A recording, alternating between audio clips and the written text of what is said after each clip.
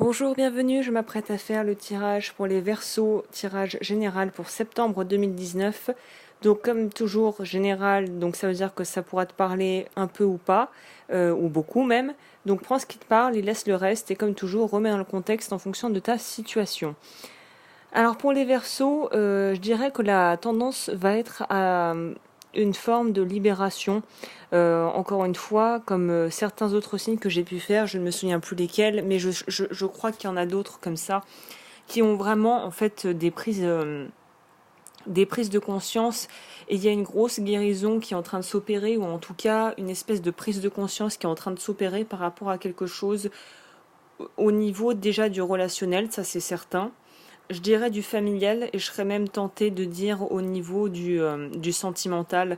Y a vraiment le tirage est quand même axé sur cet aspect-là et on sent on sort d'une période difficile qui a été vraiment longue où ça a été un peu le parcours du combattant on dirait.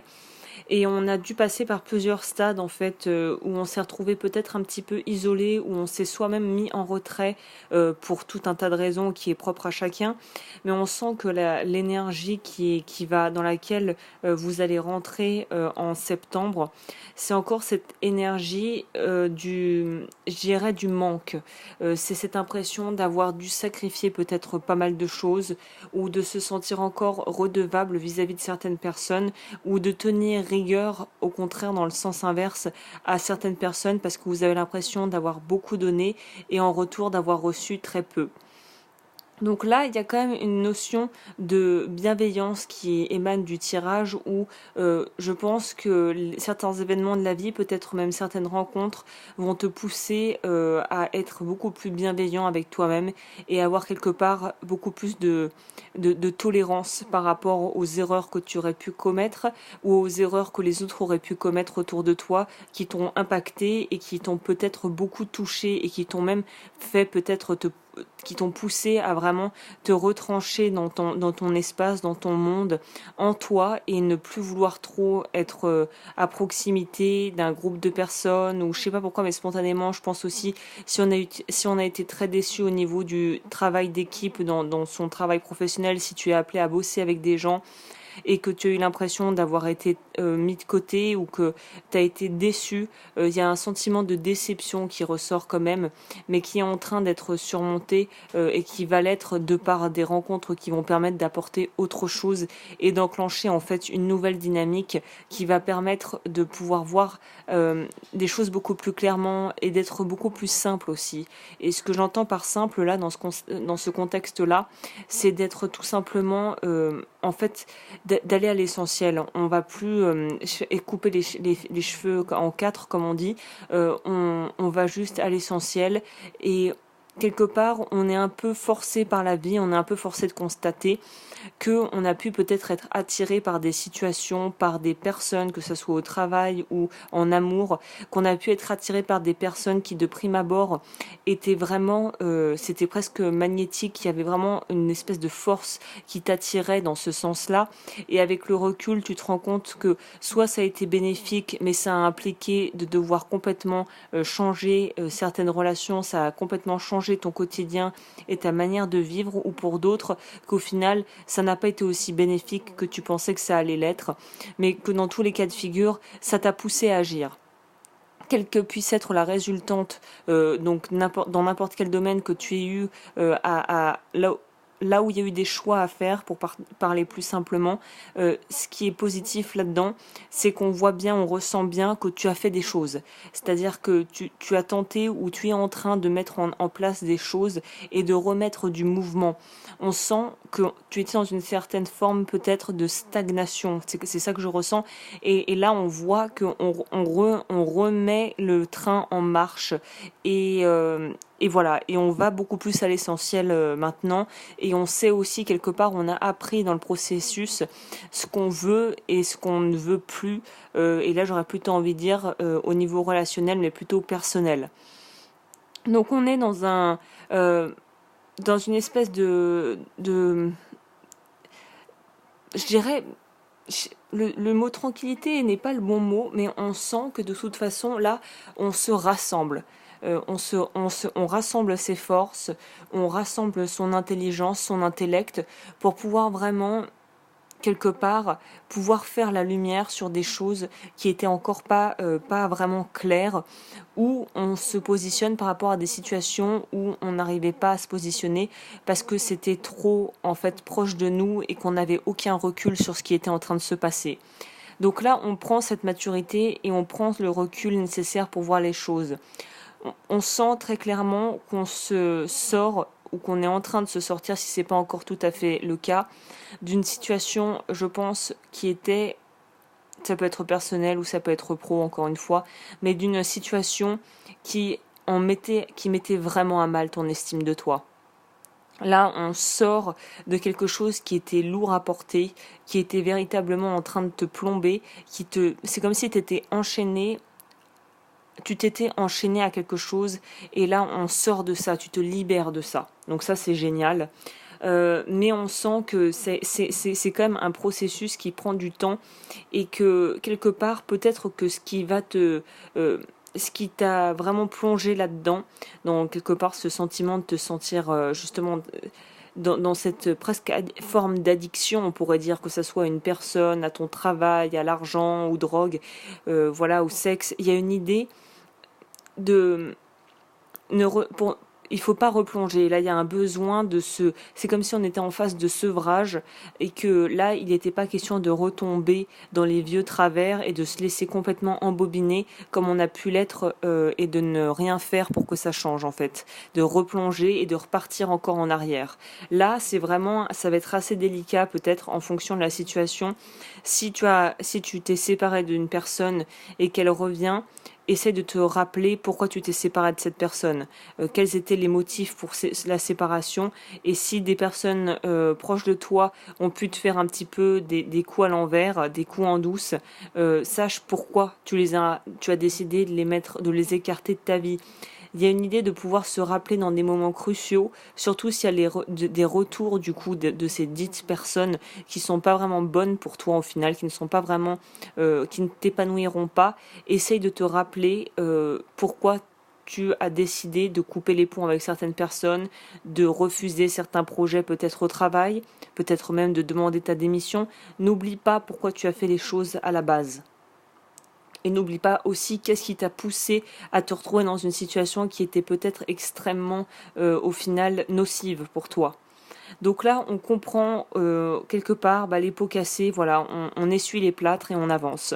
Il y a une idée vraiment d'avoir du mal à se refaire confiance et à refaire confiance aux autres, tout simplement parce que tu n'as pas assez écouté ton intuition, tu n'as pas assez écouté ton corps qui te donnait des signaux déjà intuitivement parlant par rapport à des choses ou des personnes qui étaient peut-être dangereuses ou nocives.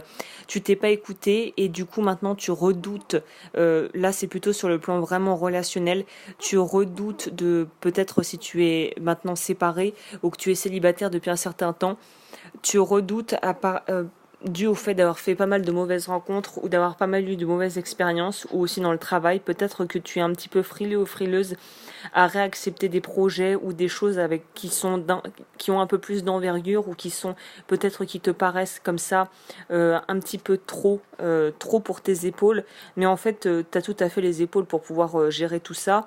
Et au niveau des relations, la peur n'empêche pas le danger, c'est-à-dire que je me souviens plus de l'expression, mais il y a une idée de toute façon, que tu le veuilles ou non, si des choses désagréables doivent se passer, elles se passeront. S'il y a des choses agréables qui doivent se passer, elles se passeront aussi.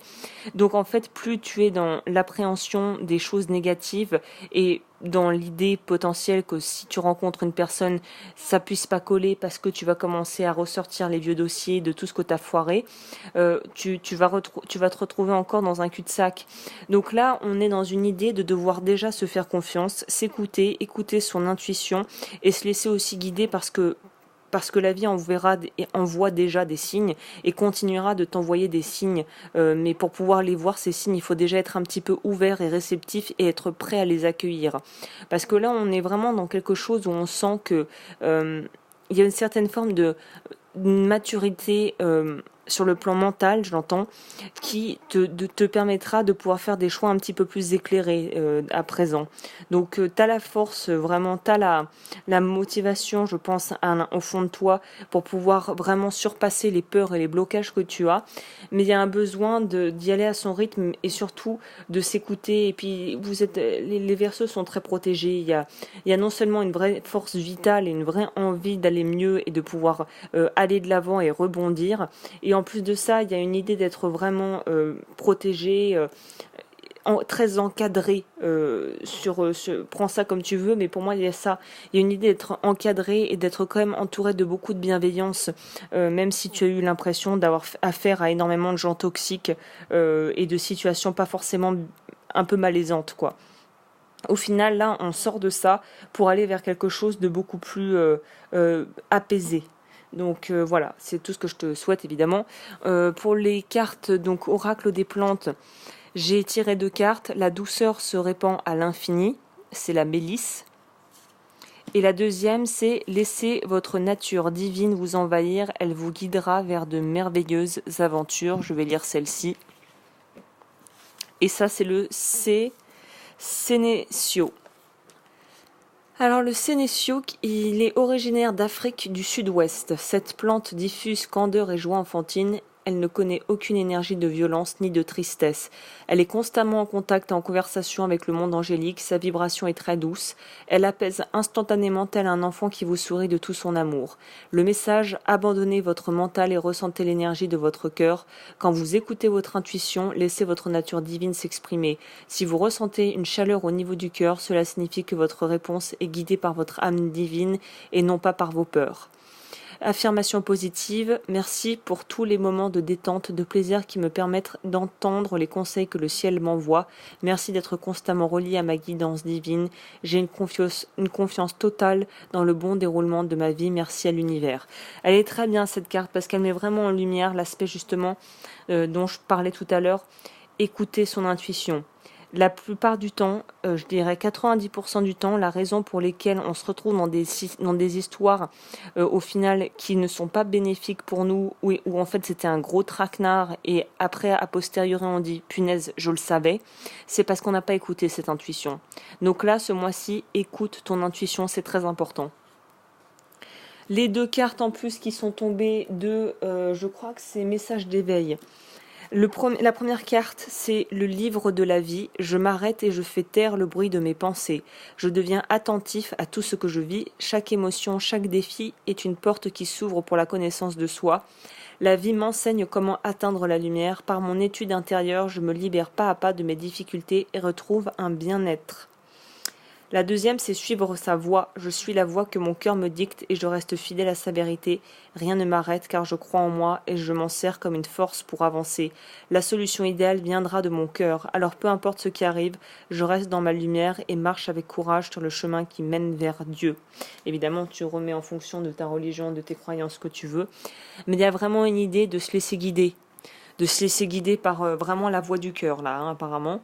Donc c'est très profond, c'est un mois qui va être, à mon avis, relativement différent pour chacun, puisque là c'est vraiment, ça va dépendre de ton niveau d'avancement et des leçons encore que tu vas apprendre, c'est-à-dire que si tu rechutes, que tu t'es séparé de quelqu'un de toxique et que là tu y retournes, bah vas-y, écoute, essaye d'être bienveillant quoi que tu fasses vis-à-vis de toi-même, sois pas trop dur avec toi-même.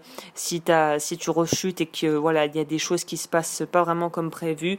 Et pour ceux qui sont déjà un petit peu plus avancés, qui ont vraiment appris de leurs erreurs, bah continuez comme ça. Apparemment, vous avez l'air d'avoir tous les outils pour pouvoir avancer plus sereinement.